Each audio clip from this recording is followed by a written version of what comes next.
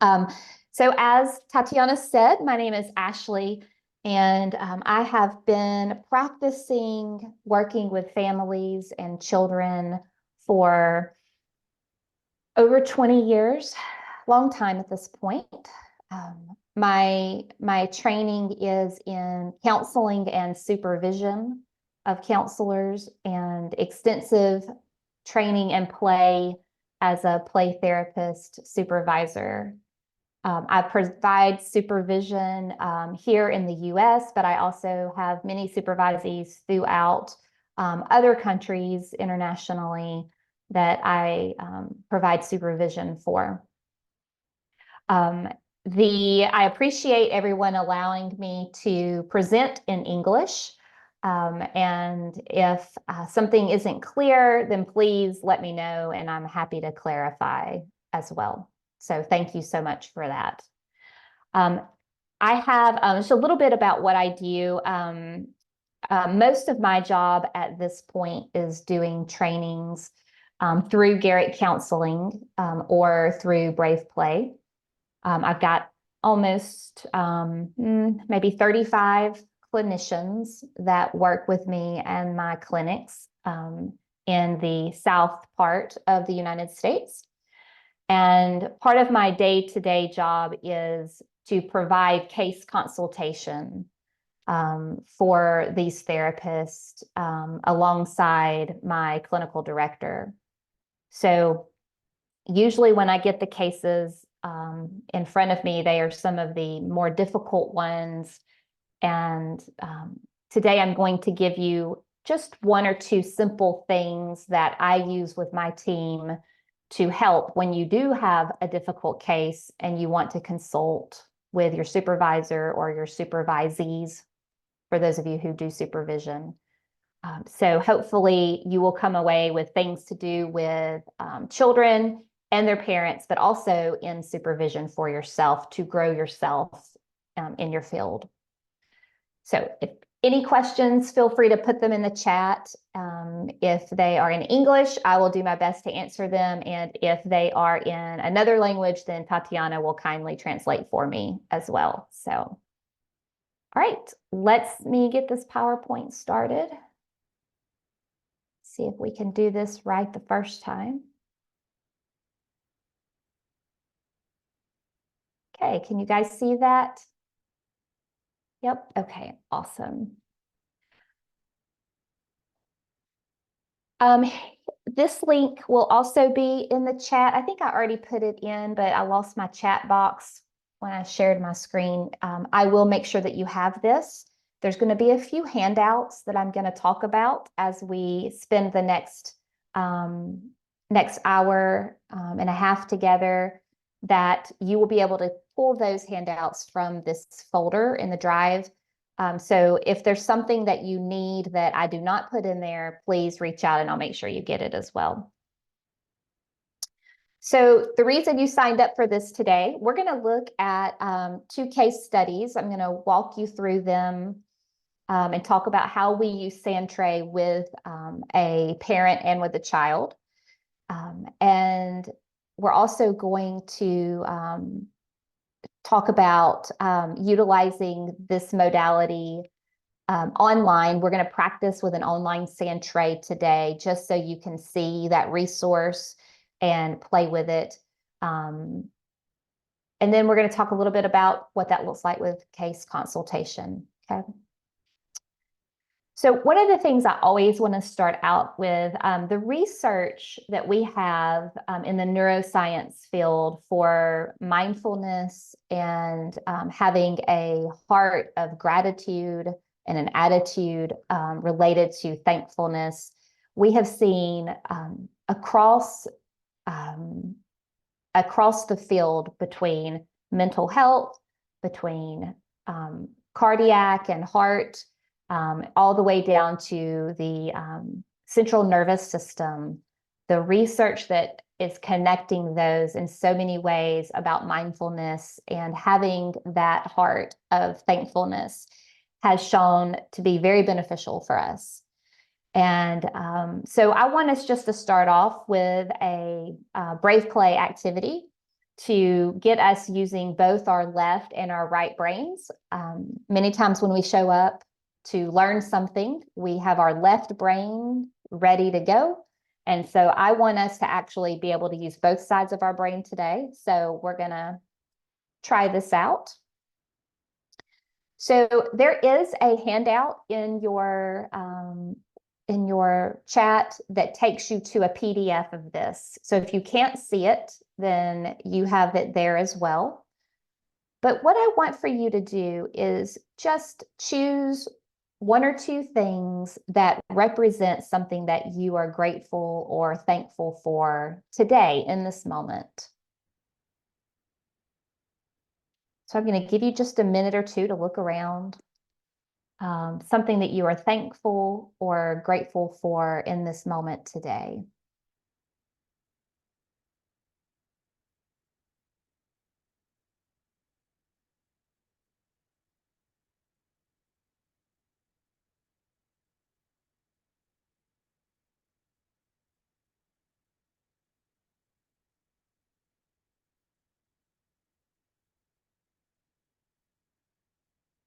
And once you have those picked out, I want for you to find something to write with or type on. And I want for you just to write out just one or two sentences or just a few words for each of the things that you picked out. What is it about the heart that why you picked it, or the mountains, right? And just write down a couple of sentences about why that is the thing that you picked.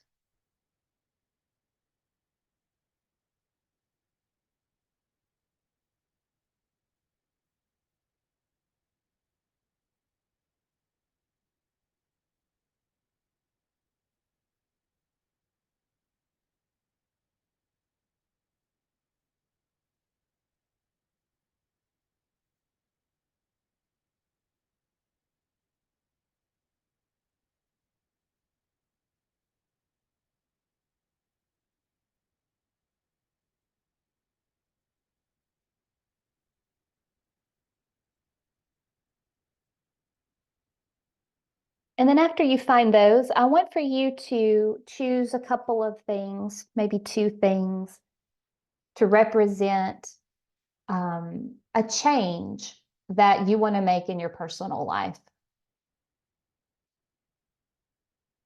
This could be changing something major, like a job. It could be putting your clothes in the washer to wash a load of clothes, right? It could be anything. But what are some things that you know that you need to change? Just pick a couple of things for that.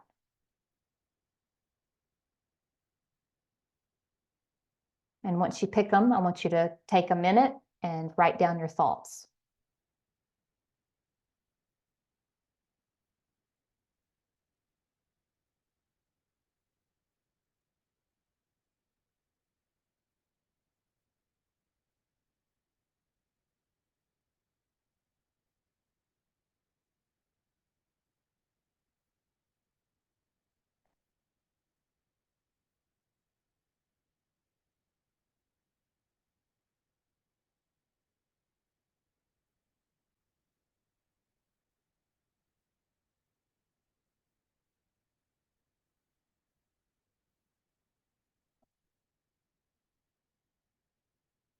All right, so I'm not sure if anybody would like to share what they picked.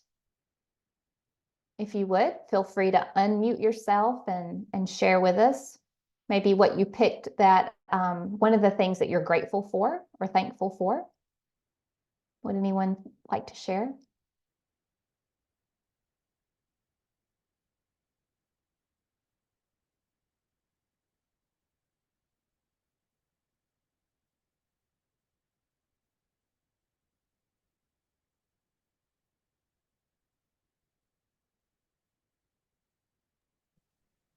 Maybe I can join.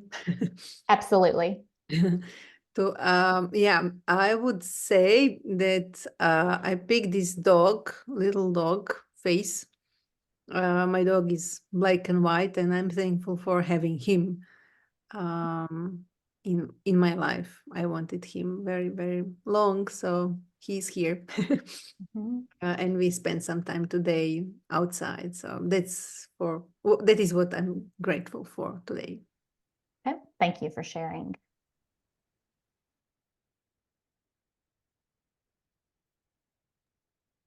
Evo mogu ja se zovem Antonija, pa mogu ja na hrvatskom pa ćete vi prenijeti. Učila sam njemački pa razumijem engleski, ali baš ne pričam puno. Može. Evo ja sam izabrala ovog dječaka koji kleči. U zadnje vrijeme mi molitva puno pomaže da dobim svoj mir. I izabrala sam ovu kuću koja ima oko sebe 2 drveta, koje prekrasan mi je to simbol 2 drveta kako se spajaju u krov iznad kuće. Recimo to mi je onako, to mi daje opet, to sam izabrala, sam sretna što živim u kući i oko mene imam drveće i to mi daje onako svježi zrak kada se ujutro probudim, kada otvorim prozor. Na tome sam zahvalna i izabrala sam ovo srce jer okružena sam sa djecom s kojima radim, koje me toliko vole i svaki dan mi pružaju ljubav. Evo, pa to sam, danas sam na tome zahvalna. Hvala Antonija. I will summarize. I'm not sure I remembered everything. So what you have chosen is 3 symbols. First one is this little boy that is praying. And you said that prayer is very important right now for you in your life. The second one is the roof of the house, and you are thankful for the trees and fresh air in it, around it, and also a heart that represents children that you work with and that you share love with. I hope this is good enough translation. Thank you. Yes, thank you for sharing, and thank you for translating for me, Tatiana. So what we will find if you are starting to use expressive arts, anything that's going to use the more pull from the right side of our brain, is that even just a small check-in at the beginning of a session, a beginning of a time with your client, that you can pull a lot more information from them if you go both right and left brain. And as you're going to see in these activities, I'm going to always lead with asking the right-brained prompt or the right brain question, and then follow it with the left brain, which is going to be sometimes the writing of it out, or even the talking of it out. Okay. Most of the time when people show up for therapy, they're going to show up with what we would say is a left brain story. If you guys have been to therapy before, right, on the way to see your counselor, you think about what you want to say and you have your story ready. So many times our clients have the same story that they are repeating over and over and over to family, to friends, to themselves. And our job many times is to help them change that script. And right brain activities is a very helpful research-based way to do that. Okay. Sorry yes. to interrupt you. Yasmina also wrote in chat, so just to acknowledge that. She shares her gratefulness through Big Red Heart. She says that I've been feeling so grateful for my husband lately since I'm on bed rest, and he's taking care of me and making my bed rest fun.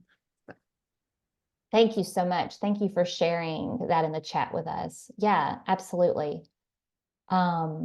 So for many of our clients too, the slowing down of just the gratefulness activity that takes just a couple of minutes can help to start softening them around the edges as well. And if they cannot give you anything that they're grateful for, or thankful for. That is good assessment information too. Okay. So we're not going to talk about the second one just because we've got a lot of slides to cover, but I wanted to give you two different ways to just think about utilizing this. If we were in person and I was sharing a space with you, this kit comes in a bag and I pour it out onto the table and clients get to pick them up and have that texture and hold them just like in Sandtray. If we had our Sandtray in front of us and our miniatures, it has a whole nother feel for what we're engaging in as well. But with virtual, we make do and we come up with different ways to engage our right brain virtually. So for those of you who may not, if you can put in the chat for me, if you are, if you have used Sandtray already, if you've practiced Sandtray, then put yes. And if you have not ever used Sandtray, put no.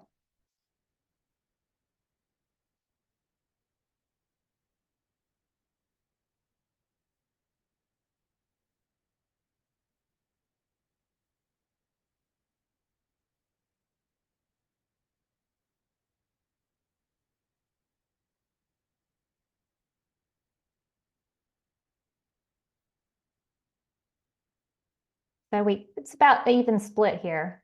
We got a lot of yeses, a lot of nos. Okay. For some of you, some of this is going to be an overview, but I want to let our friends know who have not used Sandtray before some of the basics. And then we're going to go in a little bit deeper too. So Sandtray is pulled out from Sandplay, which is very Jungian based.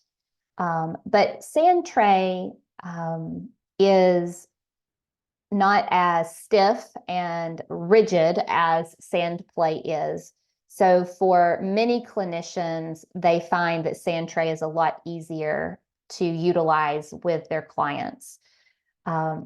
It works well, and we'll talk about this in a minute, but it works well with other modalities. So if you utilize cognitive behavioral therapy, solution-focused therapy, transactional analysis, right? You can see a lot of ways you can integrate Sandtray with the theory that you already use.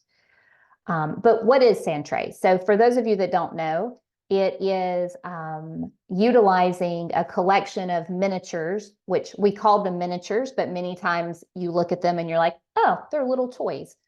But we use these miniatures as a way to non-verbally express ourselves, just a different way of communicating. The way that this plays out in the tray is that if you've ever used psychodynamic therapy and the client is the director of the play or the director of the movie, right? And that is similar to what we will do in Sandtray. We will give them a prompt and they will paint us a picture with the miniatures in the tray. Okay. And so one of the themes that has shown up in the research is the idea that it expresses the inexpressible. For many times, our clients, especially those who have experienced trauma, they may not have the left brain logical linear words to communicate their experience. So Sandtray allows them to be able to do it without the limitations of words.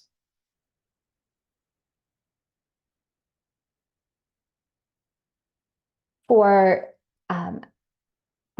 me, one of the trainings that we do, and this is also what happens in the 2-day training, is that I really focus on, and have seen this in my own team, is that it has to be more about creating yourself even in a more whole person than just getting another therapeutic skill.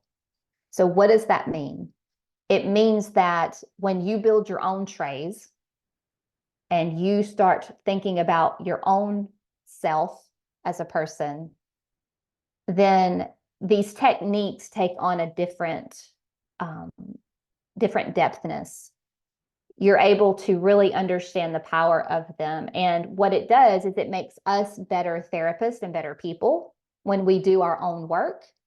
So when we show up to do the work of our clients, we're able to be more present for them.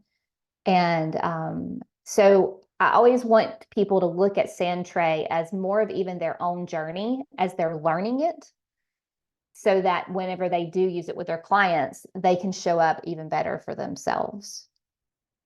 But the idea is that Sandtray is going to help give you that whole brain approach. And we're going to talk about what whole brain really means from the neuroscience standpoint as well. But when we can show up in that whole brain, then that is going to increase the therapeutic alliance with our clients, and they're going to be more engaged and more willing to open up to us. Sometimes the trick is they will open up too fast, and they will have flooding where it's too much too soon. And many times after that really intense session, really intense Sandtray, they will cancel their next appointment because it was too much. And so part of this process is learning how to pace the client, how to help them to move through this tray and this process in a way that is not too fast. And sometimes that's hard to know. It's different for every client. But part of this is going to be when you do your own trays, you're going to learn what that pacing feels like too, because the whole brain piece can make it a lot more intense. When we're working with adults, and we're going to look at a tray that a mom has done, a thing that we will see is in any play therapy, but especially in Sandtray and in Brave Play, is that you're going to see where that stunted growth is for that parent. Where is it that they emotionally stopped developing? And what is helpful is you can use this method to start developing them and pushing them more towards their adulthood age emotionally, while you're building attachment with the parent and the child as well. And so it gives you an opportunity to start pulling them forward to more of where they are age-wise instead of where they are emotionally. So the research says that nonverbal communication helps build relationships. It helps the client and the counselor to be more present in the session. It helps to internalize that understanding of self and others, of not just being in relationship with myself, but being in relationship with the therapist and practicing these skills that I'm then going to go and practice outside of the therapy room. And it also just brings awareness and better understanding of what is happening inside me versus what is happening around me. Specifically for Sandtray, the research, of course, tells us that play is a way for us to meet the child in their world. We hear the quote that play is a child's language. And I actually would even go as far to say that play for adults is also a very good measure of what their language is as well. And that when adults stop playing, that is a what we would say is a red flag, right? It is a concern whenever we have an adult who has stopped playing. But play also creates a space for emotional and physical safety. So if we're setting appropriate boundaries when they're needed, emotionally and physically, if we're allowing a child to play out their thoughts and feelings about a situation, then it's a safe place for them to do that. And for adults in particular, it's going to really push on that whole brain approach of using their whole brain to heal themselves and to heal their relationship breaks with their children. As I mentioned earlier, Sandtray is going to be used in conjunction with traditional talk therapy. It complements many approaches.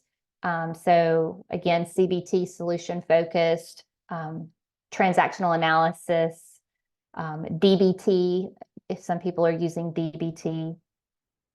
And then we have seen in the research, and I've seen this in practice, is that it can really be helpful for clients who may present as resistant and who may not want to be in therapy, but also those trauma clients as well. So we've seen that these can open up doors more quickly for these clients.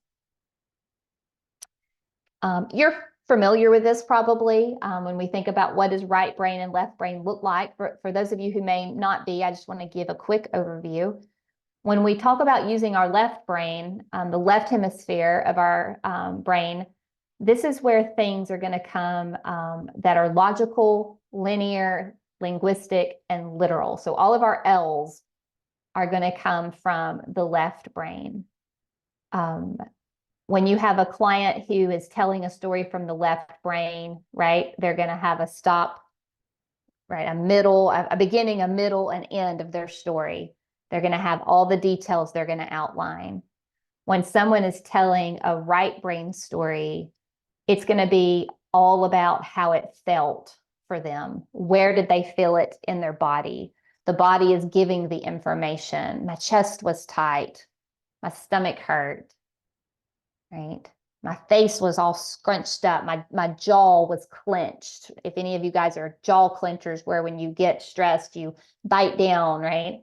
Then these are things that somebody who was telling a story from the right hemisphere would be giving attention to. The story is not first, second, third, fourth. The story is in no order. It's all over the place. Many times there's a lot of nonverbals to the story. But right brain people can also put things into context to see the whole picture. Whereas if left brain, you may think about one specific incident, one thing he said or one thing she did. Right brain is going to be able to see not just the one thing, but the entire picture. So not just the tree, but the entire forest, okay? Most of our people are going to show up in left brain, okay? So for those of you who are more visual, this can help to give you an idea of what that may look like, okay? So in the chat, if you will put, what do you think you are? Do you tend to be lead with your left brain side, or do you lead with your right brain side when you start making decisions or thinking about something? Why don't you type that in the chat for me?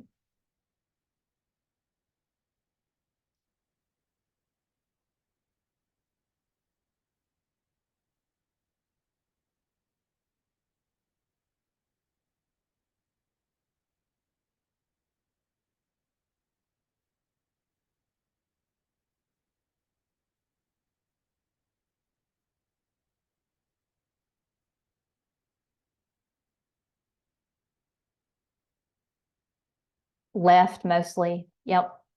Okay. So right mostly. So for those of us who tend to be left brain naturally, and we lead, I'm going to say that we lead with our left brain, we may have a harder time tuning in to the somatic pieces that our clients are sharing with us. We may want to hold on to the logical, linear story that they're telling us. And we, many times when we're doing a first assessment for them, we want to get all of that left brain information. So hopefully the tools today can help you to get a new way of asking to get some of the right brain stuff too. Okay. For our right brain people, you're going to find this to come pretty natural to you. So awesome. Okay. So let me hide the chat because I don't know how to do that. Okay. So this is just a quick summary of what Sandtray looks like in the process. For those of you who are visual, I thought that this would be helpful. So what is really happening in the brain in this process? Well, first, the client will see and experience, like what we see and what we experience could cause a trauma, whether this is a trauma that is something that has turned into PTSD, or if it's adjustment issues, right? There's a spectrum here of trauma. So it could be anywhere along that line. And then when we experience a trauma, what we see is change in the mirror neurons in our brain. And so when these mirror neurons start to shift, what happens is our worldview, the way that we look at the world, is going to shift even in a subconscious level. So what we hope is that we then get therapy, right? We hope somebody shows up for therapy. And what we see in our clients is that they behave in a way that could reinforce and recreate their trauma. So then they find that their behavior is in this cycle where they may be afraid that they're going to get rejected. And so every time they go into a relationship, they go in thinking, oh, I'm going to get rejected. And that changes their behavior. And so what we see is that the behavior starts to reflect that inner script they're giving themselves. So what we need in therapy is a way to pull out that unconsciousness and to pull out where those nonverbals and what they're telling us. So one of those ways to do that is Sandtray. And then what happens is the brain is able to start integrating the nonverbals with the verbals, the right brain with the left brain. And so we start to see that whole brain treatment approach. Okay. So this is a very watered down version of what, the 2-day seminar will talk about, but I wanted you to sort of just see the path of what is happening. And I'm going to talk some today about the brain. Things that are helpful for us to remember is that we no longer view the brain as just a skull brain, right? The brain in our head. We no longer view it that way in the field of neuroscience. There's really no clear distinction now between the brain in our skull and the brain in our body. We now look at it as the embodied brain. This includes the things like our skull brain, but it also includes our central nervous system. It includes our digestive system. Okay, all of these things are impacted and impact our mental health directly. So we know in the research, we're sure of that now. Now, the field of neuroscience is changing very rapidly because equipment for brain scans and MRIs is becoming much more cost effective. So more and more scientists are able to do more research. In 5 years, who knows what we will know? It changes so quickly.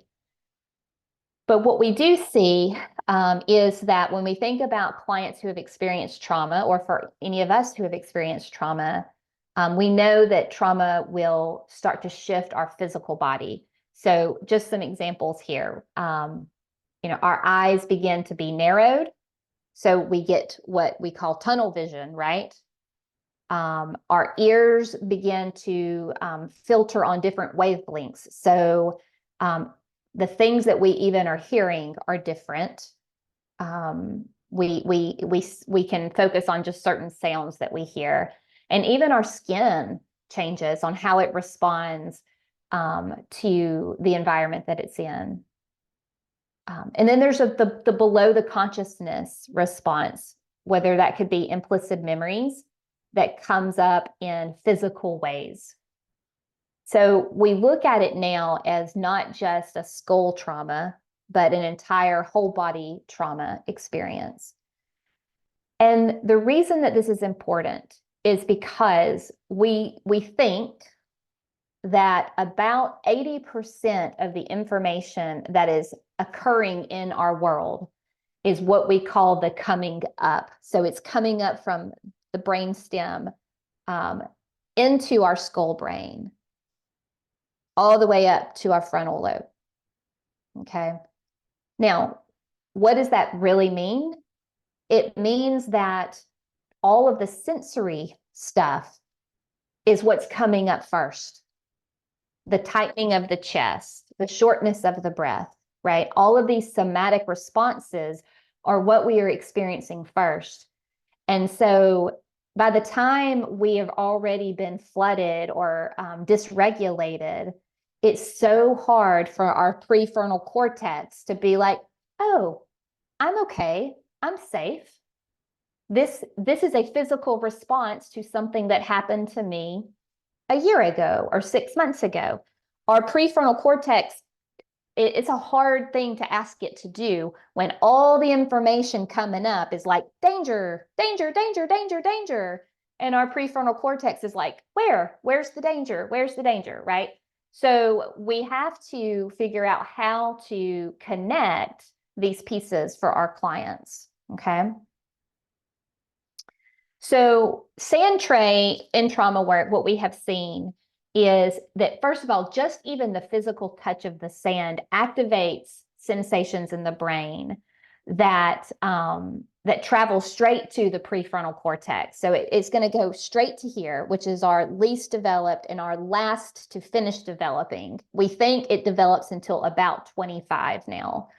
And this is where all of our impulse control is stored, right? So any ability to control what we do in the moment is coming from the prefrontal cortex. So just the things of the sand and the color blue are both triggering our neurotransmitters in our brain to start to calm down, to lower our blood pressure, to slow down our pulse. And what that does is it moves us out of fight or flight or freeze. It moves us away from that and allows us to handle threatening material more efficiently. So what is it that we're doing in therapy, right? We're trying to get our clients to talk about these things, and they feel threatened because their body doesn't know that it's still not happening right now. And so what we do is we bring them down in that window of tolerance and lower it so we can then open up some of these more difficult things. Now, like I said earlier, what happens for many of our clients is they haven't been able to access that in a way that's not threatening. And the first chance they get to share this story in a way where they're not in fight, flight, or freeze, many times it floods out of them. Okay, so you learning how to help pace them in telling the story is important. Another advantage to Sandtray is that, just like with any symbolic play, it doesn't require the child or the adult to have any skill. So if we're doing art therapy, right, or painting, I don't know about you, maybe you're very good at painting or drawing. I am not at all. And if you ask me to communicate my feelings by painting, I am going to shut down because it's a performance anxiety. I'm not good at painting. And so for many of our children or adults, especially those who tend to lean more towards perfectionism or overperformance, they're not going to be able to do it as well as if you ask, hey, pick out something from here, right? Look at this, look at the screen and pick out something. Or take these miniatures and place them in the tray. So there's takes away the unneeded anxiety of having to perform or produce a pretty picture. Okay. This comes up a lot in Sandtray work. We see this at our clinic a lot of times, is that people are so intimidated by other art therapies, but they can do the Sandtray. The other piece is that I love this quote from Carl Jung, that the idea that the hands know how to solve a riddle that the intellect can't get a hold of. And this actually comes from, now we have a lot of research that tells us what this really is called now in research is called flow, Flow, flow. The idea that the hand knows before the brain knows. And so once you create your image in the sand, your brain starts to look at this image, this tray that you have created, and it starts to assign meaning through my own worldview, assigns meaning to my tray that I have created. Okay. That's going to be important as you start going through some trays, and we talk about trays, is that the idea that many times our hands know, our right brain knows, and then our left brain comes in after and says, oh, I see what this means. Okay. So, Tatiana, what time are we? We've got 30 more minutes? Yes, that's right. 30 more. Okay. Great. Everybody's okay? Any questions? Throw them in the chat. Let me know. So, case study number 1 here is a 12-year-old female. She was showed up at my clinic with generalized anxiety, behavioral issues at home and at school. I want to think it's important that these were not defiant issues. These were dysregulation issues. And you may say, if you don't work with kids a lot, you may wonder, what is the difference? And quick way to tell the difference is this. If any of you have kids and they ask for something, let's say if you're at the store and they want a toy, and you say, no toy today, and they get mad and they throw themselves down on the floor and they kick and scream. I mean, your kids may not do this, right? But you know people who have kids who do this. And they kick and scream, and you say, no toy today. A defiant child, if you said, oh, okay, fine, yes, here's the toy. A defiant child would stop crying just like that. And they would be like, oh, okay, yay, right? A dysregulated child, even if you gave them the toy, would not be able to get it together. They would still be upset, right? Because the defiant kid is very intentional about what they're trying to do and what they get, what they want.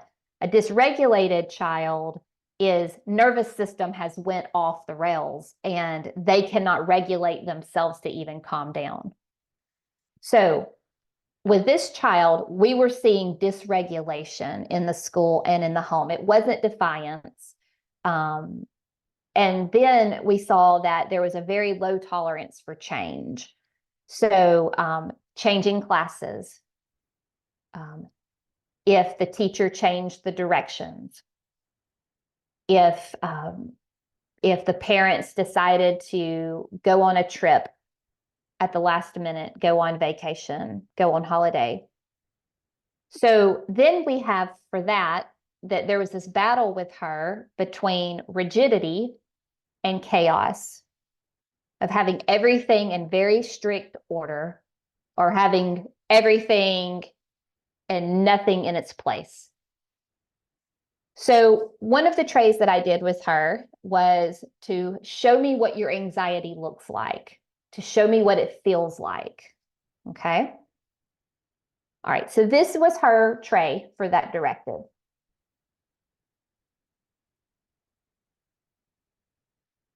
So I had her build this tray, okay? And then I asked some questions. Usually I will say, okay, so tell me about your tray, tell me about your world. Where do you want to start? And so for her, these were the themes that came up. In the top left, she has the door and the little bitty house and the tree and the person, 2 people. Here, when she talked, there were themes about wanting calm, wanting to feel safe. She was able to talk about some boundaries, she talked about keeping the door closed or keeping the door open, following those directions.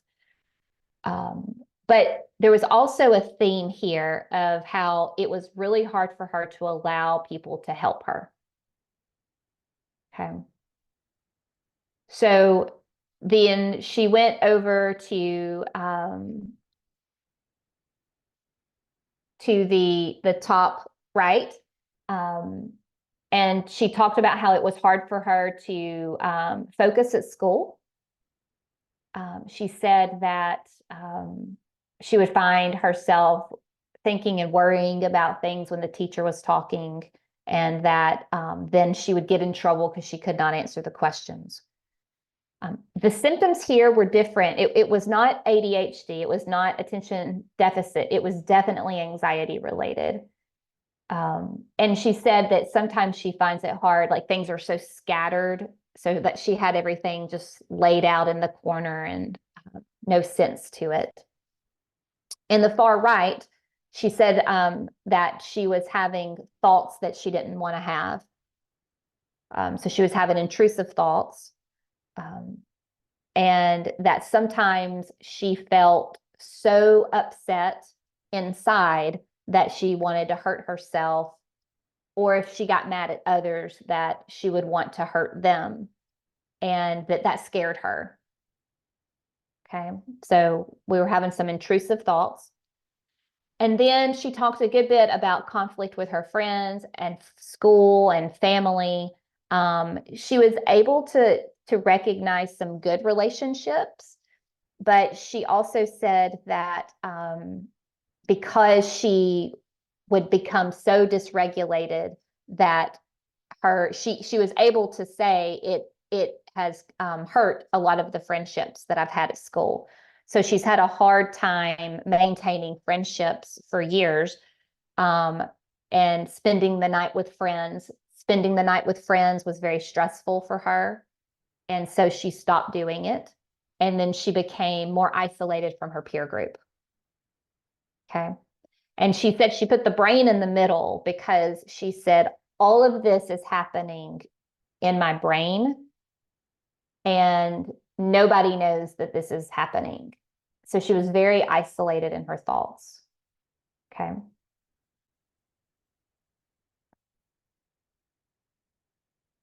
So for her, some of the themes that continue to come up in multiple trays were going to be themes of chaos, that she felt out of control when her anxiety was really high. Hindering, which meant her anxiety was holding her back from doing things that she wanted to do. And it was separating her from her family, because she would become upset and then she would get in trouble, and then she would be isolated and be put in timeout and be punished. And so there was a lot of separation happening for her. And so her theme for this tray, when she told me, I said, well, what do you think all this means? She said that I just try to push things into the corner so that nothing takes me over. Okay. So a lot of feeling overwhelmed. So what I would like for, I don't think we have time to do breakout groups. So I'm going to just walk you through here, because I want to share the parent case with you. But are any of you guys familiar with this tool? Some of you, okay. Some of you not. Okay. So if you do online therapy, or if you don't have a Sandtray and you want to try Sandtray after you've had some training, this is a great tool. It's free. It's in your resources. And the way this is set up is you can filter through all these different pages, 1, 2, 3, 4, 5, 6, 7, and find the images that you want. And you just drag and drop them. And there's fences, and there's bridges, and there's all the kind of miniatures that they've got a good selection. So then you can have them build their tray virtually. And this is nice because you can also just take a screenshot of it and upload it directly into their client chart as well as part of your session note and your documentation. So if I was doing this case with a supervisee, for those of you who provide supervision or who like to consult with peers, something that is very helpful is that you as the counselor would build a tray about what you see happening for this little girl. And then you process that with your supervisor or with your team. Because what happens is when you look at her tray, it's going to be very easy for you to just look at the left brain side of things. And you're going to think, what are the symptoms, right? How much is the symptoms impacting her? What behaviors need to change? But there's a whole lot of things that you may miss if you just look at the left-brained piece of it. The other thing we see is that our own experiences impact how we even work with our clients. So if you're a parent and you've got a kid at the age that likes to, have tantrums, then you may look at this case a little different than if you were not in that situation yourself, right? So this helps you to start looking at it from all perspectives and build that empathy in order to go and work with her more effectively. So using Sandtray in supervision is a great way to conceptualize a case. So this would be the directive that I would give you if we were going to do a breakout group, but this is similar to what you could do with your peer group of other clinicians. So this is going to be in the handout. So I want to go and skip ahead. I don't want to lose the other case. So, all right. So the case study number 2 is we're going to focus on the parent for a minute. So the parent, the mother of this child is 35-year-old, identifies as female, and her presenting issue is a child with anxiety. Mom herself has a history of anxiety and depression. We think that with the new baby in the house, there's a new baby. So we have a young sibling. We think there could be some postpartum depression happening as well. The sister, mom's sister has moved into the house and mom is not sleeping. Okay. So the thing that I see is there's been a lot of system changes for this child and for this mom. So my directive to the mom in the Sandtray was to show me what your child's anxiety looks like. I've seen what the kid thinks her anxiety looks like. Now I want to see, how does mom view this problem? Okay. So this is mom's tray. Okay. So I'm going to walk you through some pieces of this. I tried to number them so it would be easier. So in number 1, whenever I asked mom to tell me about her tray, this was where mom talked mostly about her daughter, about the client. She talked about how that it was a lot of chaos, that she was having a hard time getting her to even get in the car, follow directions to get in the car and drive down the road. Dropping her off at school, there was a lot of anxiety. And the thing in the sand that's green is a turtle. It's a turtle hidden in the sand. And she said that that the client is either always with her and always wants her attention, or the client will hide and shut down and won't talk to her at all. So we've got two different extremes of behavior for this kid, okay? The second part is where mom put herself in the tray. So mom is the blue bear, the blue Care Bear. And mom said that she feels like she is in this river that is always moving, and that she is just reaching out, trying to find something to grab onto. So mom is very overwhelmed, right? And then this number 3 part is where mom was talking even more about the anxiety and the behaviors. And she said that they had been to multiple doctors, medical doctors, and that mom said she was ready to throw up her hands and give up. And she said that she is, what you can't see it, but there's a spaceship laying down right there. And she said that the spaceship represented how that she sometimes feels like she is an alien, that she's out of not from this world. Mom was having some very depersonalization symptoms where she would feel like she wasn't really in her body. So mom was checking out. Mom was shutting down and checking out. And so then, yeah, so those are the pieces that sort of what happened. And we're going to talk about this middle part on the next slide, okay? So let's see here. Oh. So the question I asked mom after we talked about her tray was a solution-focused question. And it was, what is your child capable of? If we removed all of the obstacles of anxiety and we took away all of her anxiety, what do you think she is capable of? So I wanted to see if mom had, where any of mom's hope was, or where mom saw strengths in this child so that we could build on those strengths, okay?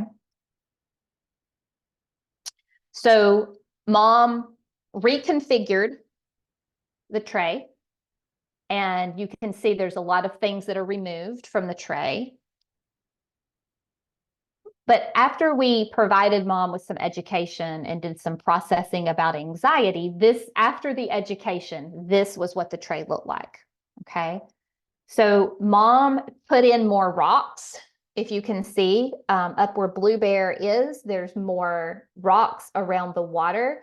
And this water, the blue stones, continued through the campfire. And you can see this river running all the way through and the boat at the other end, okay? And so mom had said that one of the things, the rocks were going to represent some more boundaries, because mom needed to put in more boundaries to make it not so chaotic in the house. She needed more structure. She needed to be more present. She started to understand that her anxiety was impacting the kids' anxiety. So the solution that she came up with was to have more boundaries for the daughter. And we talked about what those could be. So the rocks are going to represent more of the boundaries. And what she said was, is she's trying to control the river and how it flows so that she can move with it instead of being carried and swept up in it. And the number 4, you're going to see the birds on the trees. The birds represent her support system. And when we talked about before, mom had a lot of shame and guilt for her own anxiety and her own depression. that she felt like it was her fault that her daughter was having these symptoms, and that she was afraid to let friends and people, her sister in the house, know how hard it was. So we talked about pulling in that support system and how can they help her as she parents, and embracing that support and talking about the shame. The thing about shame that we know, and Brene Brown does this whole books and lectures on shame. And Brene Brown says that secrecy is the place where shame grows. And the talking about these feelings and these hurts will immediately reduce the shame. So we talked about shame and how even talking with her daughter about anxiety can help reduce the daughter's shame as well. So the birds are given witness to what is happening in the campfire. And what is happening now is that before the campfire, Mom felt like it was out of control and that this was the daughter and her temper and the dysregulation. But now, as she's sort of running the water through it, she's starting to see that that the water and the heat, right, is providing this. Mom said it was providing what it needed to create these beautiful stones and these beautiful rocks. So she was able to start seeing how both of these things could work together. Okay. The thing that you may not really be able to see is under the boat, there is something red and gold that's sort of covered up. It's sort of sticking out just a little bit. This is actually was in our previous tray. If you look in 3 and you look in the very far corner, do you see the Wonder Woman costume, the superhero Wonder Woman costume? This was Mom with her saying that she had to have everything right. Mom had to keep it together. She had to be Wonder Woman. Mom moved Wonder Woman under the river, and she said that that she had to start letting go of some of that so she could enjoy her kid. The expectations of trying to keep it all together and have this perfect looking family was, it had to let go. And so she buried that. And in our 5 here, I thought this was so beautiful, but mom said that, you know, she can start to see how she is the boat, right? She is the boat moving down the river, that if she allows herself to have the tools that she needs, she's no longer has to be the bear grasping at things, but she can be the boat, and it's her job to help co-regulate her daughter, right? And so the egg in the boat is the daughter. And, you know, she was able to start seeing that she has this treasure, right? So we worked on attachment, and we talked about the importance of attachment, but that the daughter was the treasure, that she had to put the treasure in the boat and had to navigate it and help her daughter navigate it. And then in 3 here, you can't see it very well, but there's this figure here that is a woman that is in a sort of mixed in with a river, like a water flowing, very peaceful. And, you know, Mom talked about that she can see that, one, that she has not been a good parent in many ways, because she hasn't been taking care of herself, and that but she wanted to move both her and her daughter sort of towards this kind of woman versus the Wonder Woman who always had to have it together. And so, you know, I think Mom had started to realize, not that she had the skills yet, but that she started to realize how much impact her attachment had to her daughter.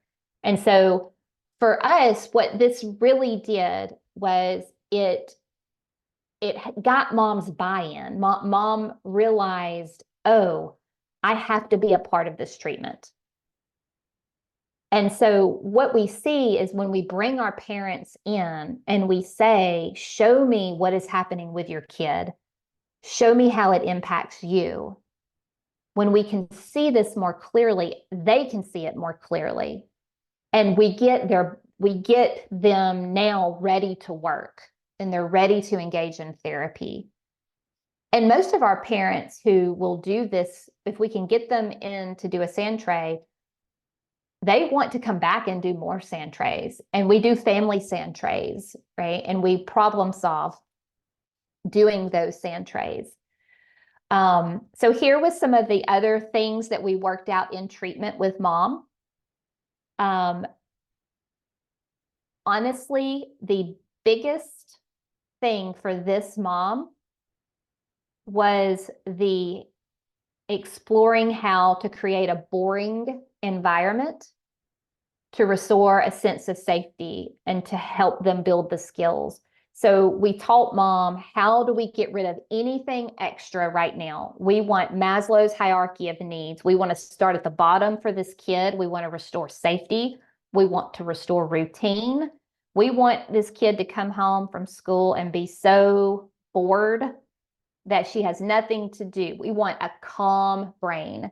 And so we help mom to create that environment so that then once that brain got calm, we could then start to teach the kid more skills on how to manage the anxiety. I put this in here for those of you who are doing Sandtray already.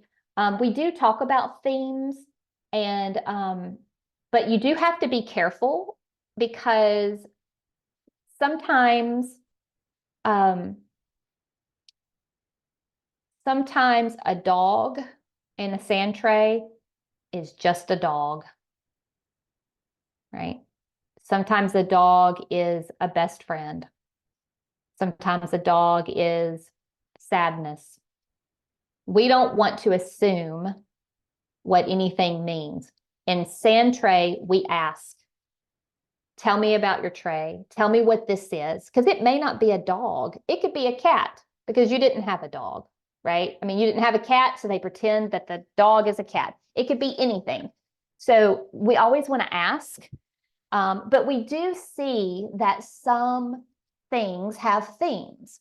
So if I see a world that's empty, I'm going to ask questions about sadness and depression. I'm not going to assume that they are sad or depressed. I'm going to ask questions based around it in my talk therapy. So I put this in here just to give you a guide on if you see certain things show up, you can know what kind of follow-up questions to ask. This is also in your resource folder. This is from Sandplay, but I actually use it in Sandtray a good bit. So you can use this for over 10 sessions, and then you just mark the themes that you start to see in the tray. What you hope is that the first few sessions, you're going to have a lot of things on the left side under wounded. And as it progresses and you do more and more therapy, you're going to start to see it shift over to transformational themes. Okay, so this is a nice visual if you're not really sure that you can utilize to help you track some themes. And again, this is in your resource folder. Tatiana, how many more minutes do we have? 2. Okay. So I put this in here just to give you an idea of what would I do next with this mom and daughter. Okay, how would I help them to increase their communication skills? So this would be a directive that I would do in a family session with them. So I've given you this so you can have a sort of an idea of what is that next step to look like. And you may have a family you can use this with as well, okay? Okay, so right on time, look at that. I'm never right on time. I always go over. Any questions, any thoughts? I'm happy to answer them. I have a question. Okay. I was wondering, did you do the Sandtray with the mother in one session or two or maybe three? So we did it was not at the same session with the kid. Mom came in by herself. Okay. And we built that one tray was one session. And then what we did was we then went back and said, okay, here are the things we need this is what our treatment plan looks like now. So for mom, what we did was we take a picture of the tray.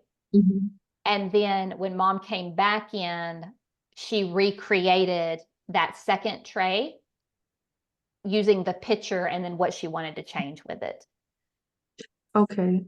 So you could do it all. It's a lot of work in 1 hour. Yes, and I was wondering, it cannot be in one session because of the time. And I was wondering if you did that in 2 or 3 sessions, how did the mother connect with this picture because she did it a week ago? Was that a problem? It was not with this mother. She was able to see the picture and actually adjust it very well. Some clients, if they do it in one session, another week or 2 later, they've went on to another story and they want to talk about something else. And what do you do then? It depends. Did they have enough resolution? And did we get them what they needed? Then I may let them move on.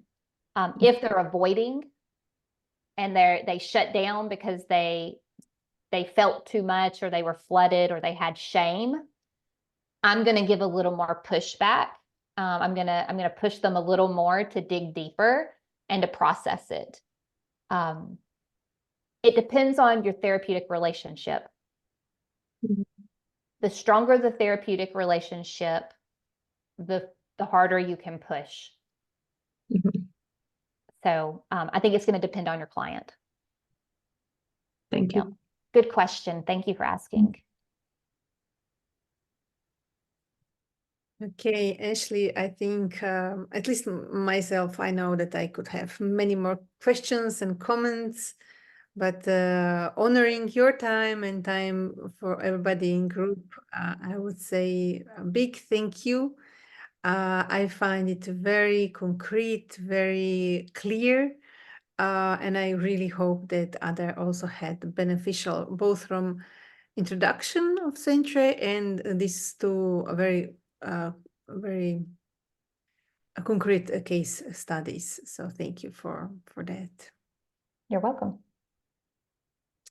And I put in the chat that 2 of us will offer a workshop in Zagreb in June 22nd and 23rd, the 2-day workshop for everybody who wish to go deeper on what you have shown us today. Thank you. It was nice to have each of you. Thank you so much. Yeah. So I wish you a good day, Ashley. I wish all of you a good night and good rest. And we will be in touch, I hope, in some ways. Thank you. Goodbye. Thank you. Bye. Bye. Bye-bye.